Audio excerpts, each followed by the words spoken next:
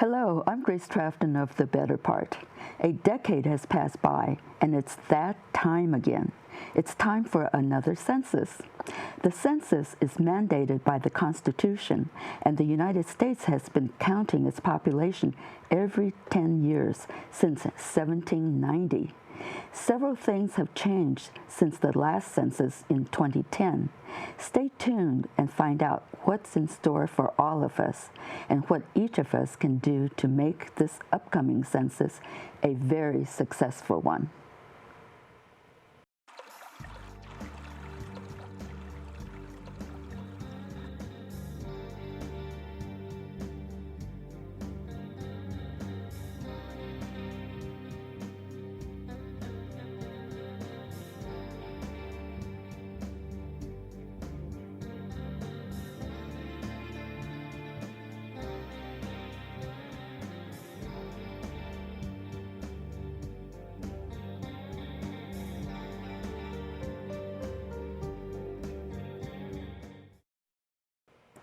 We are fortunate to have as our guest today Nick Kuwata, manager of the Santa Clara County Office of the Census.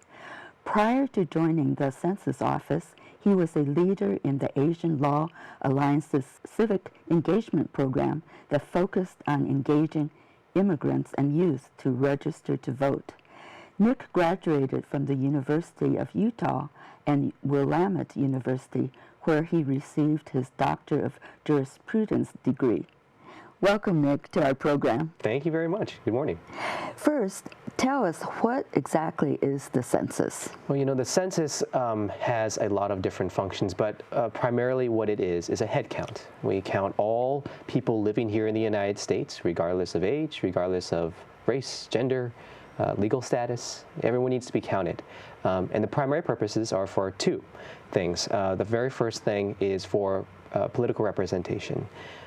We count everybody because we need to know where to assign the House of Representatives and where they're going to be stationed. So your contribution by being counted directly affects your political representation in Congress. The second one, and probably the one that's probably more important, is about $76 billion in funding that comes to the state of California based on that count.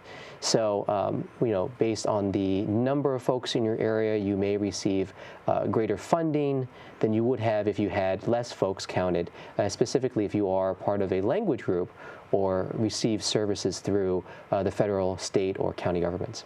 So it's really critical for our funding, isn't it? Absolutely. And, you know, it doesn't end there.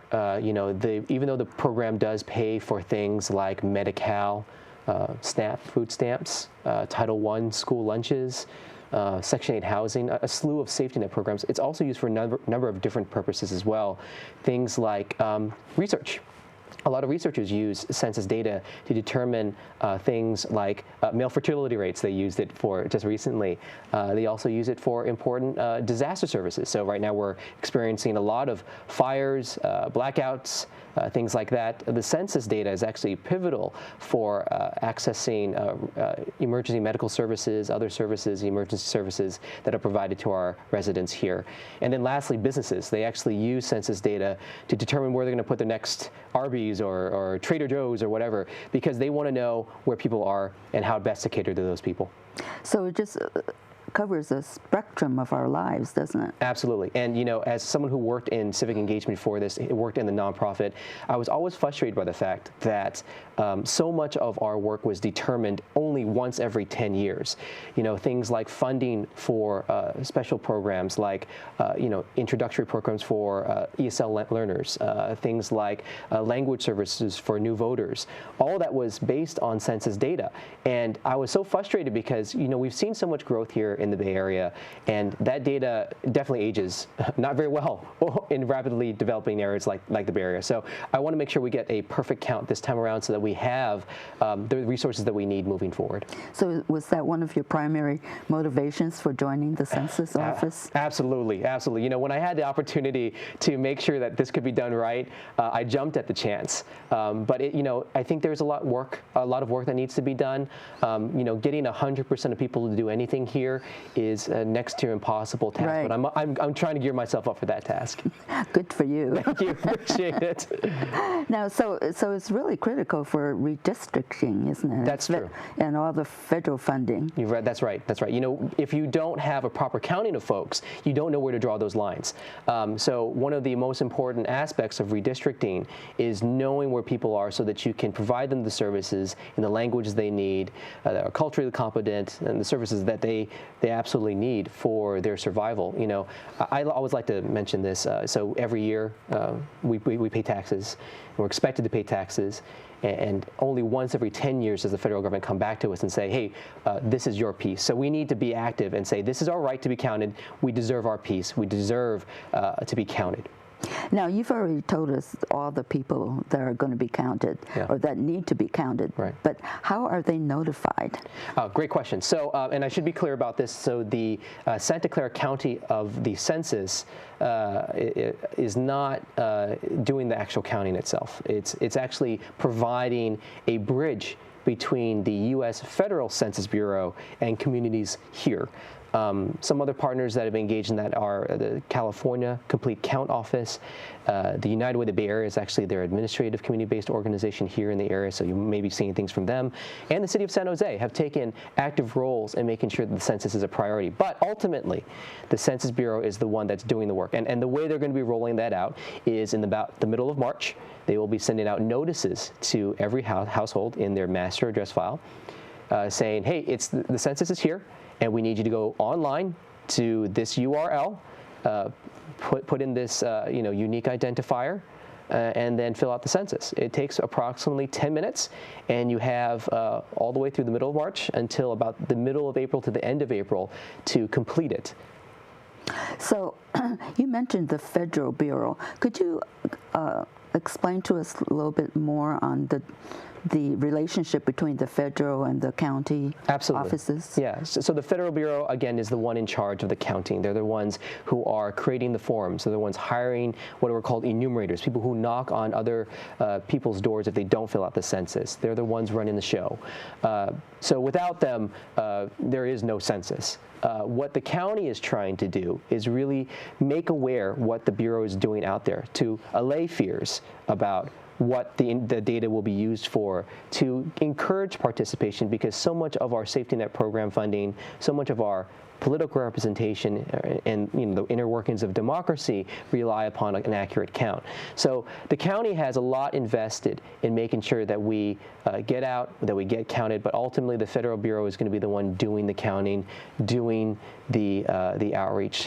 So actually the enumerators and census takers do not report to the county? They do not, no. Oh, I see. They do not, yeah. They're a separate entity. The information collected by the U.S. Census Bureau is actually very well protected. So Title 13, this is the lawyer side of me coming out, Title 13 was this law that was passed, and it actually guarantees the protection of this data. It cannot be given to law enforcement, code enforcement. It can't be given to your landlord. It can't be given to anybody. All the information is collected confidentially, and then it's actually only released in what's called tracked form. So tracked form means it's a certain way of measuring the populations here in the county. It's these large swaths of the county. So you don't get individual household answers. I don't get Grace's answer. I don't get Nick's answer. You get, oh, in this area, there are about this many people who said they were Japanese American, for instance. There are this many people who say they're from, they're Laotian, for instance. It wouldn't say specifically, this person, U.S. citizen here at this address, nothing like that. I see. Yeah, absolutely. So undercounting can be a big problem. What leads to undercounts? A lot of different things. So, before when I worked in civic engagement, we talked about the rates at which someone would vote. Are you a low propensity voter or not? And usually that depended upon many factors, like are you an immigrant, new to the country, not voting, etc. Well, take all of those factors, and then you add them into what we call hard to count. And that's what we're looking at, because we're trying to count everybody, not just U.S. citizens, not just people 18 years of age or older. We need to count 0 to 5-year-olds, which are the #1 group not counted. We need to count older adults. We need to count non-U.S. citizens, even people who are here undocumented. Everyone deserves to be counted. So there's a lot to being what's considered hard to count. Obviously, language barriers is a number one priority, but age can be a factor. Your housing situation could be a factor. We have lots of multi-generational housing here in the area. So we have to make sure that everyone is counted in the household, not just one family. We need all families, and we need a complete count of all folks, whether you are living in a home or living in a shelter or living in a dorm or wherever. One of the biggest misconceptions about the census is that you need to be counted with your family. So a lot of students here go, oh, not my problem. Don't have to worry about it. Mom and dad are going to take care of that. That's actually untrue. You have to be counted where you are on April 1st, 2020. So all these students in dorms, in your sororities, fraternities, they have to be counted here in Santa Clara County. Now, why is it that ages 0 to 5 is undercounted? That's the million-dollar question. I'm not really quite sure why 0 to 5-year-olds are not counted. We have a few theories. Sometimes there are a lot of children kind of going between households, so do I count them here? Do I count them there? Is one of the things. And then we also have other misunderstandings about the census. This is only for U.S. citizens. This is only for people who are 18 years of age or older. We don't consider the baby to be a person yet. But you know, and that's part of the reason I'm here today, is to let people know everyone needs to be counted.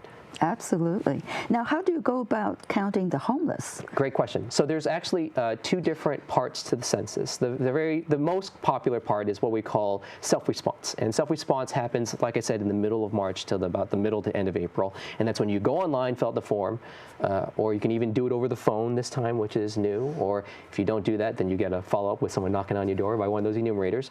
But if you're not receiving one of those notices, you live in what's called a group quarters situation. So like maybe you're living in a shelter, maybe you're living in a dorm, maybe you're in jail.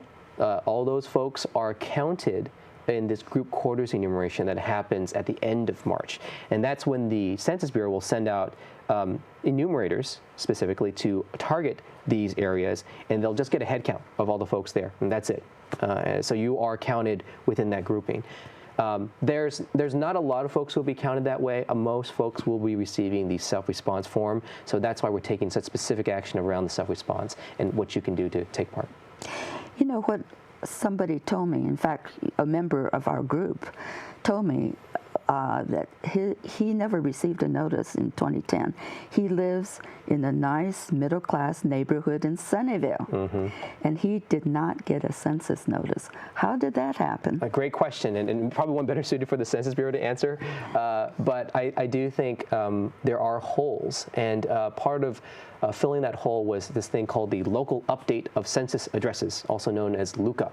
And back in last year, in 2018, the county took on a role to make sure we add about 77,000 of these addresses to what's called the master address file. We actually spend funds to get community-based organizations, the campus communities, use satellite data to make sure that all of these new addresses, and maybe addresses that have been missed, like your member in Sunnyvale, to make sure that they're added to the master address file so that they are considered, they are sent a notice.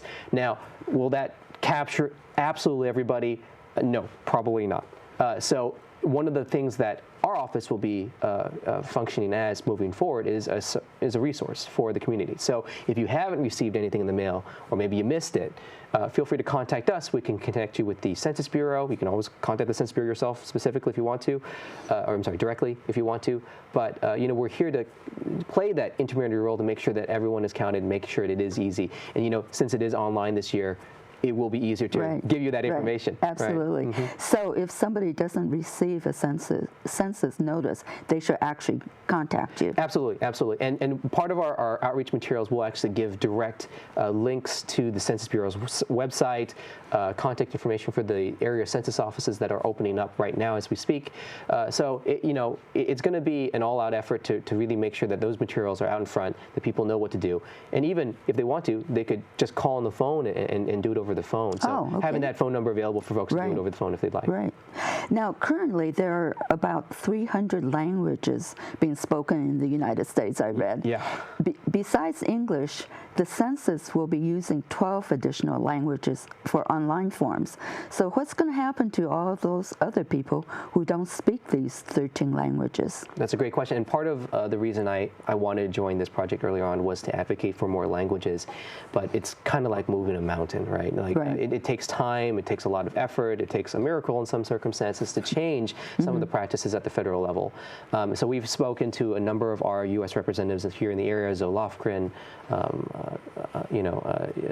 the NSU, Rokana, and we've expressed these concerns about the lack of languages and the language access, especially since it's digital. I mean, how hard could it be? Just make a digital form, right? But the federal government has pushed back, saying this is all we can afford to create at this point in time. So there are going to be an additional 47 languages on the phone number. So if you want to, there's technically 59 languages in which the Census Bureau will be providing support and services. And you can actually call, and if you're one of the 12 non-English languages, great, you can just do it on the phone. But if you're asking for another language, they may be able to provide that support to you. They will call you back, as what's been kind of explained to us, and then they can connect with you and help you fill out the census that way. The other way is through their enumerator process. So if you don't fill it out, you've been a bad census person and you haven't filled out your census yet, you get that knock at the door, the enumerators will actually have cards in several different languages. So even if they don't speak your language, they will be able to point you to some resources that will kind of explain why they're there and what information they're trying to get. The last piece is what the county is doing. So we're actually providing support in 13 non-English languages as well as mandated by the state. So we're trying to produce some of these promotional materials, things like that, working with community-based organizations to provide in-language support, etc., to our community. So we all know what's happening and what we need to do. So in the past, because 300 languages are being spoken in the United States, there must have been lots of people uncounted for that reason. Absolutely, and it's always been a fight to get more languages added. I mean, even in a way, the form itself is representative of this. We've had races, categories of individuals added from the form, taken off the form, etc. And now we do have sections on the form that say other, and you can actually write in your self-identifying information. But again, the bad news is there is limitations in federal funding for a lot of these things, so they will only be able to produce so much information in your desired language. So again, you relying on the Office of the Census to hopefully to bridge that gap. We can hopefully get you somebody who can speak the language, explain it to you, or even better yet, you just naturally go and run into us. We'll be in churches, we'll be in fairs, we'll be in schools. So if we are there, you can ask us, and we can hopefully answer your questions.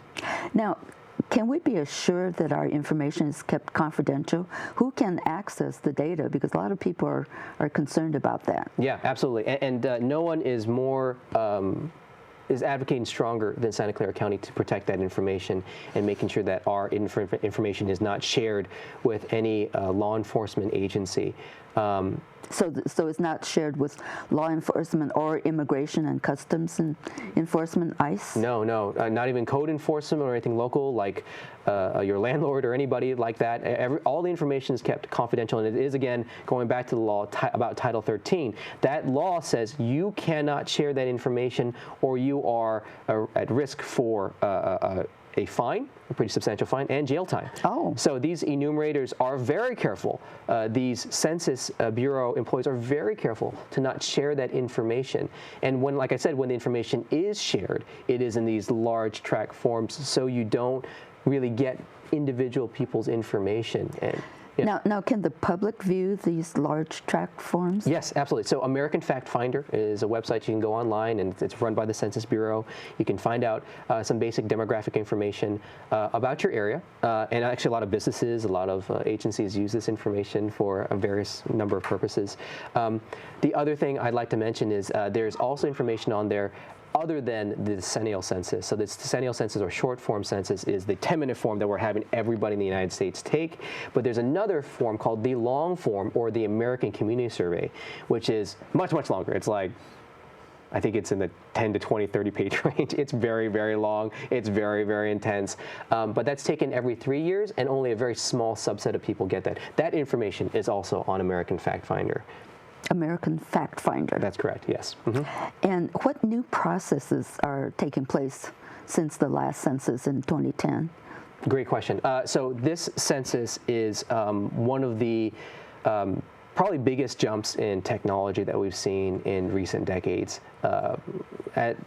Throughout this interview, I've discussed that the census is primarily going to be an online form. That's brand new. Most folks have taken it traditionally via paper. The paper forms will still be made available, but only in English and bilingual Spanish. They will only. Really? Yeah, that's it. And they will also only be given to individual households that have low connectivity or no connectivity. These are mostly rural areas, or qualify for a Spanish exception, which is really rare. So most folks will be taking it online. Most folks can also, like I said, do it on the phone, or via an enumerator when they come knocking on your door. That paper form, we're still researching to see if we're going to have what are called replacement forms available for the public to say, oh, hey, I've got to fill out my census, can I just fill it out here? Part of the technology issue is trying to be addressed by the county by setting up what are called Questionnaire Assistance Centers, or QACs. Oh, really? Yes, so QACs, yeah, we love our QACs.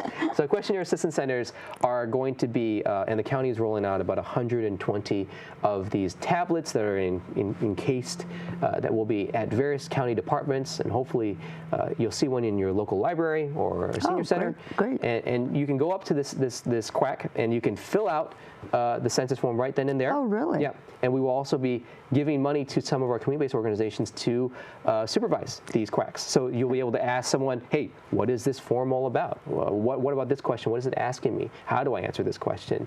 Those kind of things to give you guidance on how to do these things right. Oh, I'm glad to hear that, because I've heard that some older Americans are really apprehensive about the census because they hear that it's going to be online and they're not computer literate. Yeah, and I think that's our biggest concern with the digital form, is this digital divide.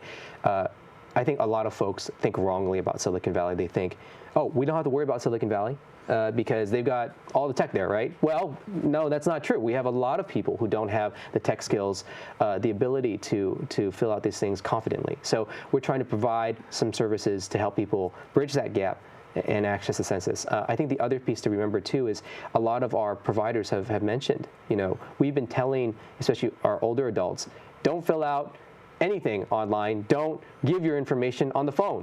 Right. And now we have to say, except for the census. Right. So the tough part has been, the way we've been advocating to protect people's information is now the exception. We need to make an exception for the census. And that's what I'm kind of here to do, is let people know that it is a safe process. Ultimately, it's up to the individual to say if it's really safe for them to fill it out.